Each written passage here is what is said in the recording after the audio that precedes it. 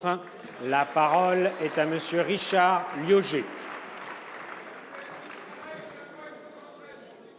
Merci, Monsieur le Président. Cette question s'adresse à Monsieur le ministre Mézard. Jeudi dernier s'est clôturée la conférence de consensus sur le logement. Après 5 séances thématiques au cours desquelles les principaux acteurs ont pu émettre leurs propositions sur la future loi portant évolution du logement, de l'aménagement et du numérique, consultation numérique l'été dernier, publication de l'avant-projet de loi constitue une méthode de concertation inédite. Cette co-construction est la marque de fabrique de notre majorité.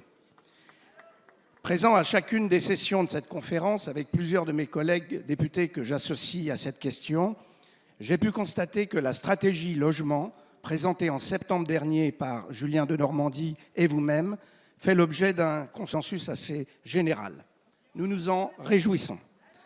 Le temps consacré à l'élaboration du projet de loi ÉLAN et les nombreuses contributions des acteurs du secteur devraient permettre d'intégrer au texte, tel qu'il sera présenté à l'Assemblée nationale très bientôt, un titre spécifique dédié à la modernisation du régime des organismes HLM. Réorganisation du tissu des organismes de logement social, développement de l'accession sociale à la propriété, évolution de la politique des loyers en sont les principaux axes.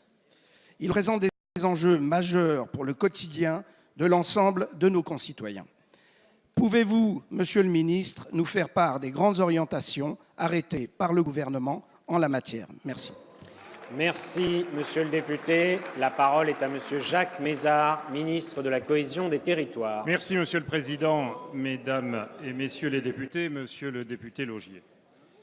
Tout d'abord, je tiens à souligner que l'initiative de cette conférence de consensus, qui était une initiative du Président du Sénat, à laquelle avaient répondu positivement tant le Président de la République que Monsieur le Premier ministre, a été un succès, parce qu'elle a permis, dans le cadre de la mise que nous avions préparée de cet avant-projet de loi, que nous avons soumis à la discussion de cette conférence de consensus, cette initiative a permis un très vaste débat avec, vous l'avez rappelé, 5 séances thématiques, plus de 150 participants à chaque fois, des professionnels, des usagers et une collaboration que je tiens à souligner entre le Sénat et l'Assemblée nationale.